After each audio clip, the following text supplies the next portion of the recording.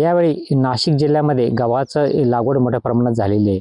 आपण बघू शकता माझ्या पाठीमागे आपण येवल्याच्या ग्रामीण भागात आलेलो. या ठिकाणी गव्हाची लागवड झालेली आहे. मात्र या गहूचे उत्पन्न वाढले असले तरी देखील नक्कीच विविध रोगांच्या प्रादुर्भावामुळे या गव्हा पिकावर फवारणी करण्याची वेळ येत आहे. आपल्यासोबत काही गहू उत्पादक शेतकरी काय सांगाल की गव्हाची लागवड बऱ्यापैकी झाली यावेळेस? हो, यंदा गव्हाची लागवड भरपूर प्रमाणात आहे, परंतु मध्ये मध्ये धुकं आलं, काही रोगराई जास्त प्रमाणात वाढल्यामुळं थोडा त्रास झाला. परंतु शेतकरी आता औषधं फवारणी करून सगळं व्यवस्थित केलंय, पण आता सरकार काय करेल याच्यावर अवलंबून आहे.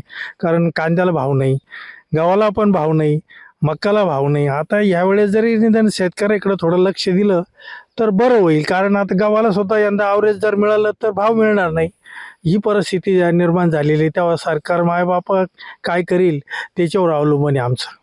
नक्कीच गव्हाचं उत्पादन नक्कीच जास्त झालं तरी मात्र सरकार याला भाव देतं का नाही आणि या गव्हाला भाव राहतो का नाही हे नक्कीच बघणं महत्त्वाचं ठरणार आहे. नरेंद्र बाटाव, जय महाराष्ट्र न्यूज, येवला.